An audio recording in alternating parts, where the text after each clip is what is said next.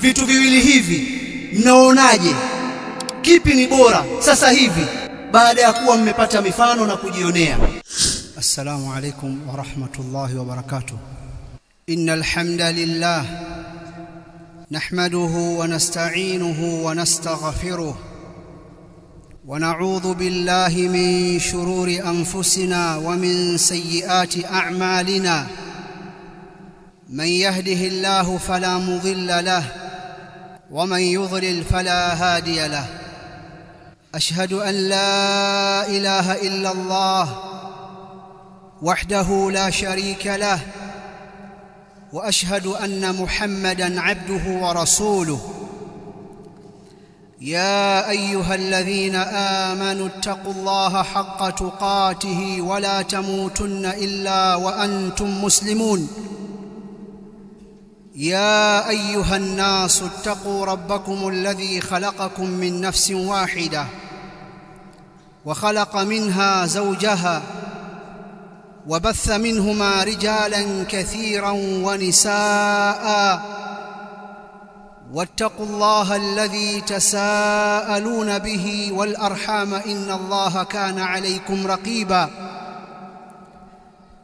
يا أيها الذين آمنوا اتقوا الله وقولوا قولا سديدا يصلح لكم أعمالكم ويغفر لكم ذنوبكم ومن يطع الله ورسوله فقد فاز فوزا عظيما.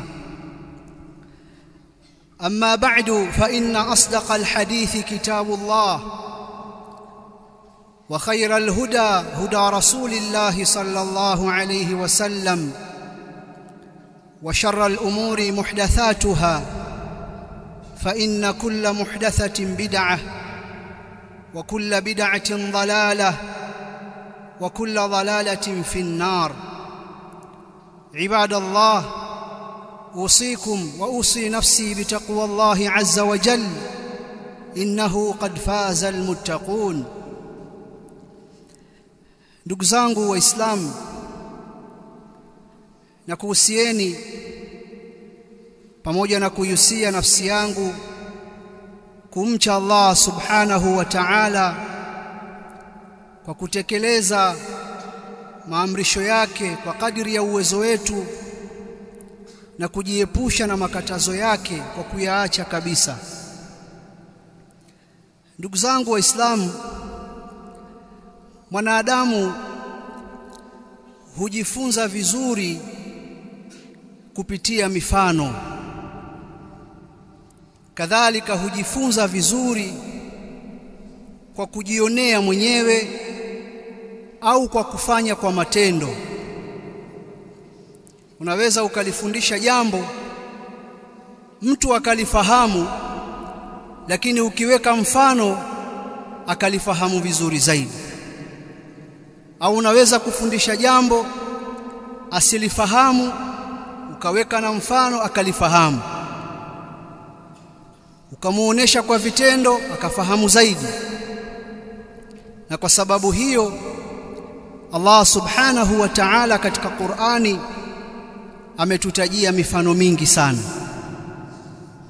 na yeye mwenyewe akasema walaqad darabna lin-nasi fi hadha al-Qur'ani min kulli mathal. Kwa hakika tumewapigia wanadamu ndani ya Qur'ani hii mifano mingi sana, la'allahum yatadhakkarun, ili wapate kutambua. Katika hutuba nyingi zilizopita ndani ya msikiti huu na misikiti mingine, tulisisitizwa suala la amani na utulivu na neema yake, na mbadala wake hofu ni kwamba ni kitu kibaya. Zikatajwa aya za Qur'ani mbalimbali, zikatajwa hadithi za Mtume Muhammad sallallahu alayhi wasallam na akwali za wanawavyoni wa Kiislamu. Vitu vyote hivi vikielezea neema ya amani na utulivu. Miongoni mwa aya zilizotajwa ni wakumbushe, imo katika suratul Nahl. Allah subhanahu wa ta'ala anasema وضرب الله مثلا قرية كانت آمنة مطمئنة يأتيها رزقها رغدا من كل مكان فكفرت بأنعم الله فأذاقها الله لباس الجوع والخوف بما كانوا يصنعون. Kwa hakika Allah amepiga mfano wa mji ambao ulikuwa na amani na utulivu. Riziki ya mji huo inakuja kwa wingi kutoka sehemu mbalimbali. Wakaikufuru neema ya Allah. Allah akawaonjesha vazi la njaa na hofu kwa yale waliokuwa wakiyafanya. Hofu na njaa ni katika adhabu mbaya ambazo mwanadamu akitahiniwa nazo, mtihani huo ni mgumu sana. Aya hii tulisomewa. Kadhalika niwakumbushe miongoni mwa hadithi tulizotajiwa katika hutuba mbalimbali ni hadithi ya Mtume Muhammad aliposema, man asbaha minkum aminan fi sirbi muafa fi jasadi indahu qutu yawmi fakaannama hizat lahu dunya bihadhafiriha. Yeyote aliyepambaukiwa miongoni mwenu akiwa na amani katika familia yake, akiwa na amani kwa jamaa zake, tena ana afya katika kiwiliwili chake, anacho chakula cha siku yake hiyo tu, wala si siku ya pili na ya tatu, Mtume anasema fakaannama hizat lahu dunya bihadhafiriha. Mtu huyu ni kana kwamba amekusanyiwa dunia kwa pambizo zake. Dunia nzima imeletwa kwake, yeye ni mfalme kwa kuwa na mambo matatu haya: ana amani na utulivu katika familia yake, ana afya katika kiwiliwili chake, hana maradhi, kadhalika anacho chakula cha siku hiyo. Sikwambii cha kesho, cha kesho kutwa, wala cha wiki nzima mbele. Cha siku hiyo tu kinatosha kumfanya, pamoja na mambo mawili haya, awe ni mfalme mtu huyu. Hadithi hizi tulisomewa baada ya kuwa na viashiria mbalimbali kwenye mitandao huko vya kuonesha kwamba huenda kukawa kuna uvunjifu wa amani.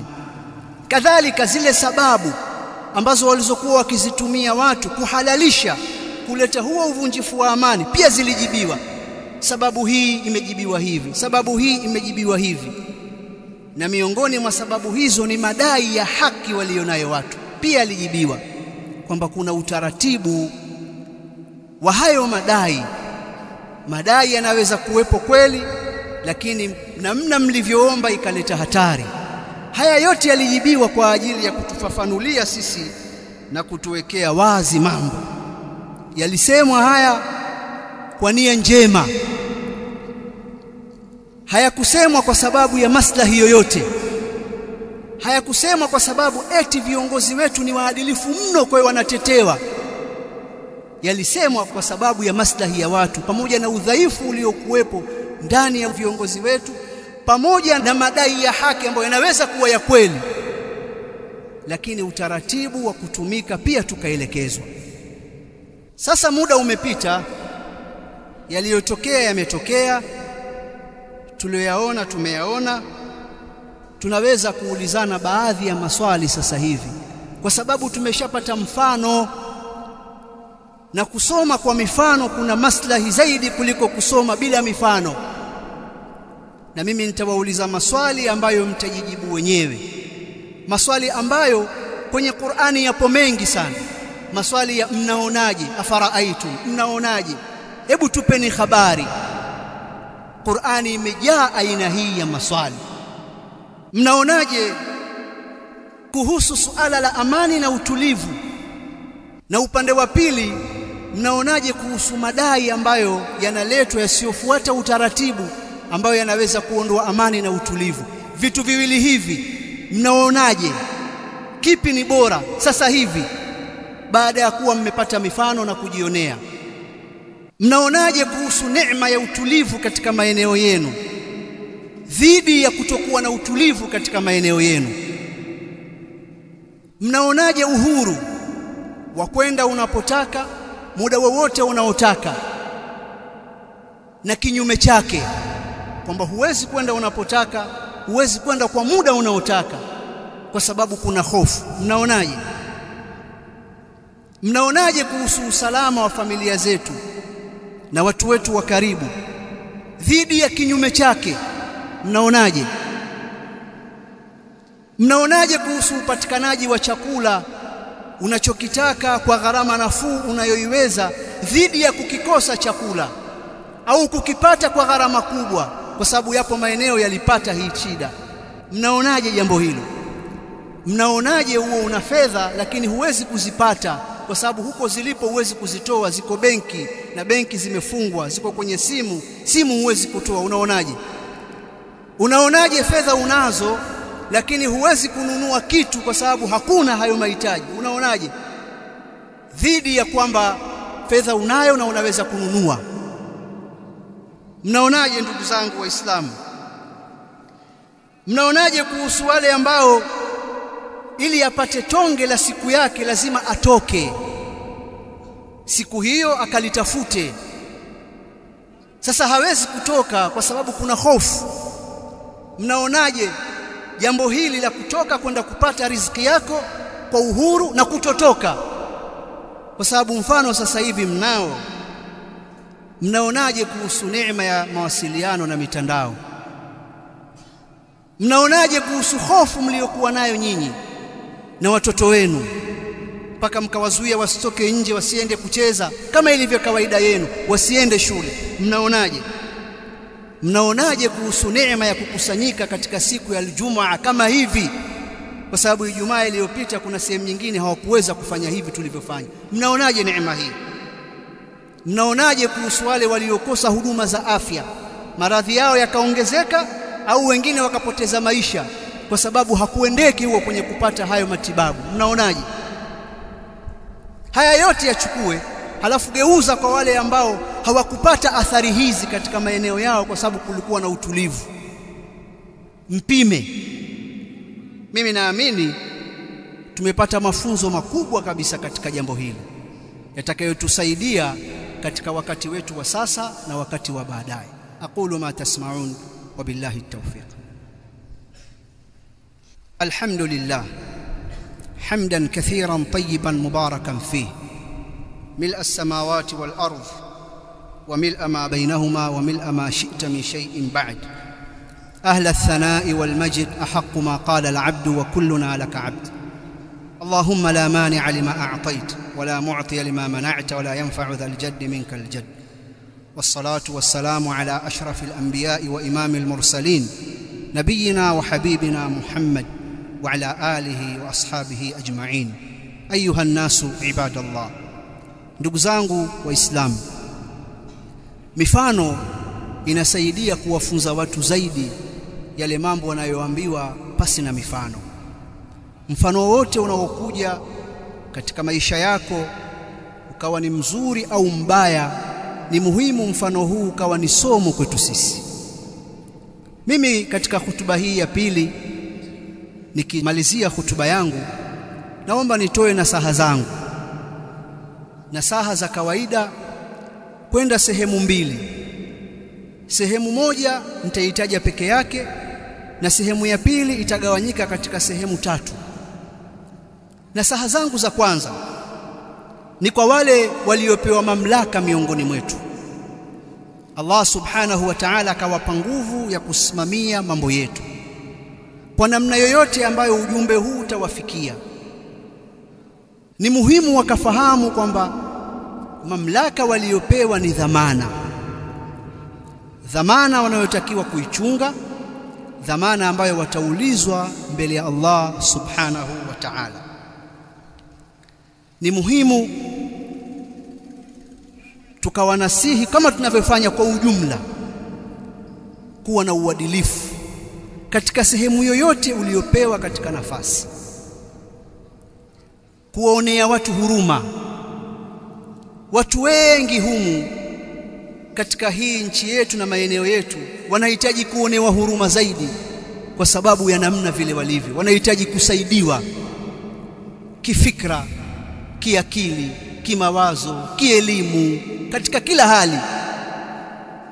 Na sisi ambako tuko chini ya watu tunaona hitajio hilo la watu. Watu wengi uwezo wao ni mdogo wa kutafakari mambo. wa kuendesha mambo inavyotakiwa, wanahitaji zaidi kuonewa huruma hao na kuonewa upole kuliko vinginevyo.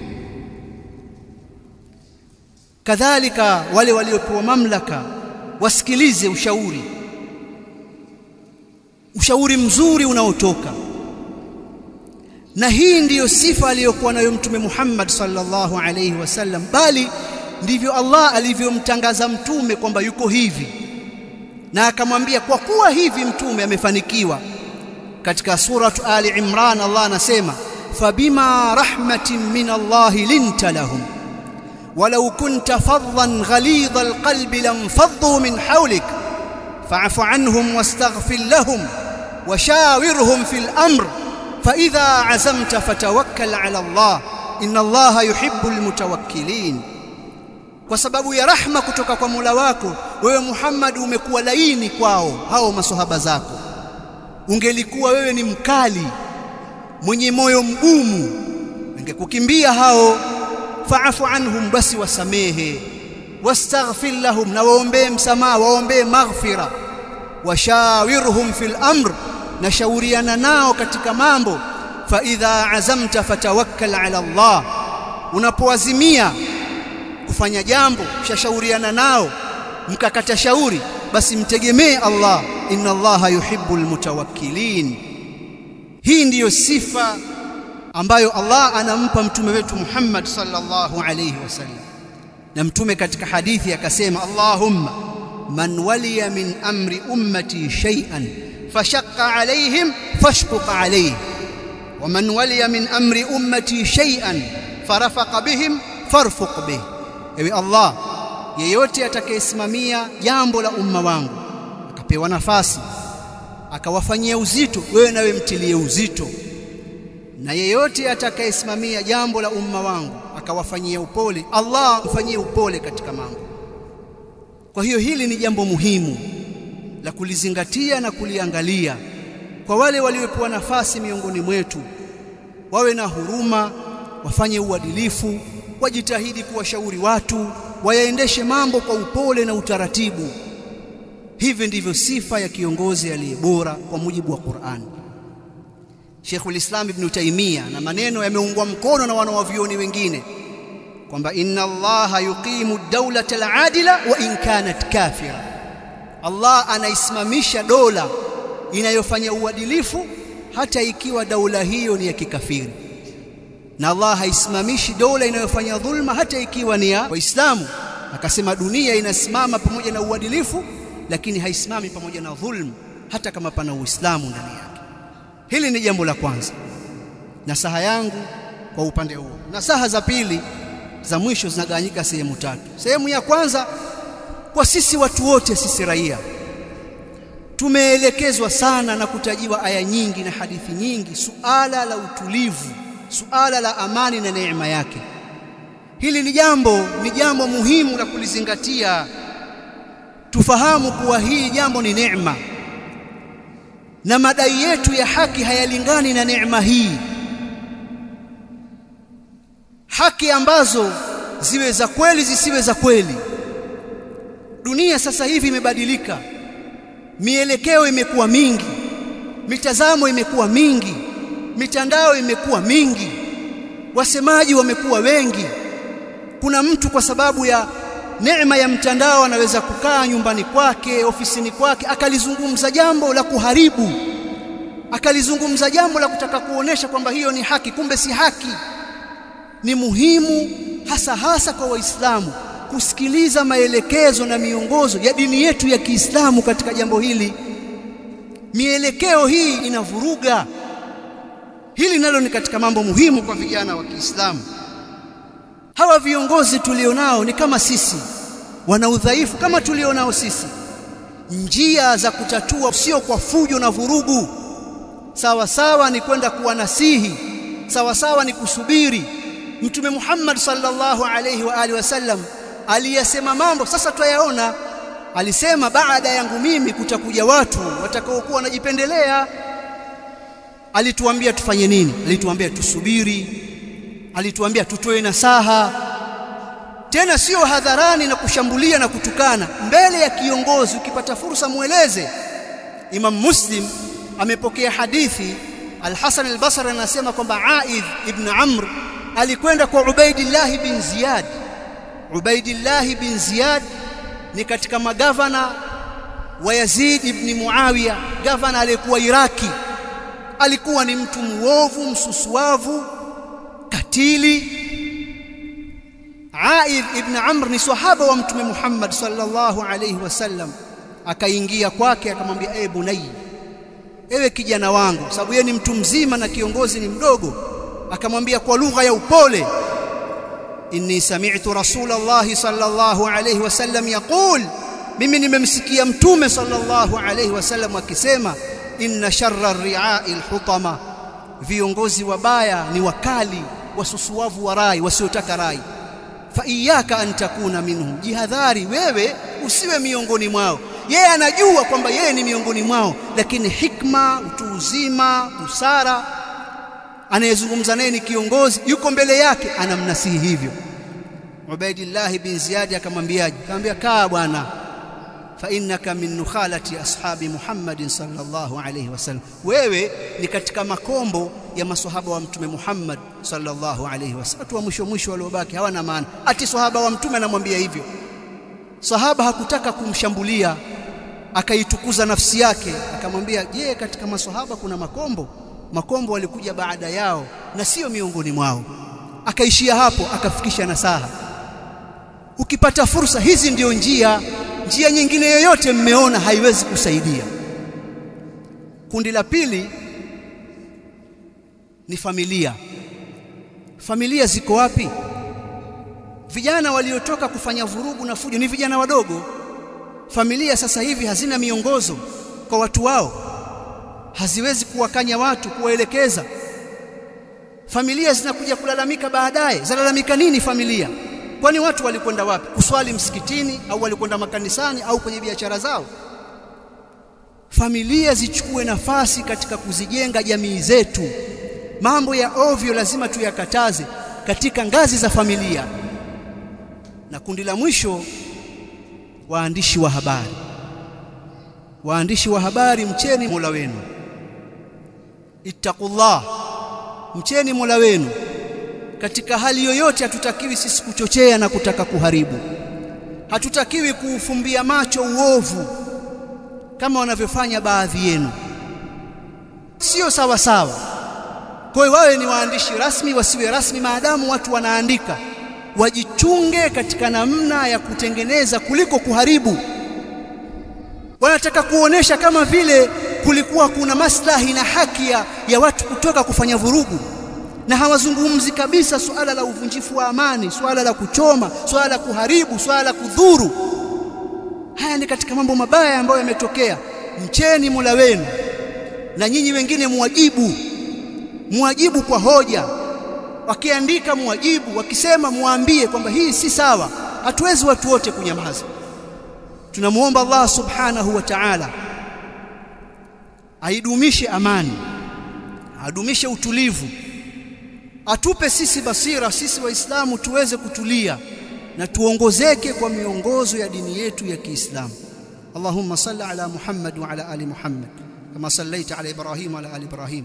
اللهم بارك على محمد وعلى آل محمد كما باركت على إبراهيم وعلى آل إبراهيم إنك حميد مجيد. ربنا آتنا في الدنيا حسنة وفي الآخرة حسنة وقنا عذاب النار. اللهم اغفر للمؤمنين والمؤمنات والمسلمين والمسلمات الأحياء منهم والأموات. اللهم لا تدع لنا ذنبا إلا غفرته، ولا دينا إلا قضيته، ولا مريضا إلا شفيته يا رب العالمين. اللهم إنا نسألك الهدى والتقى والعفاف والغنى. وصلى الله على سيدنا محمد. قوموا إلى صلاتكم.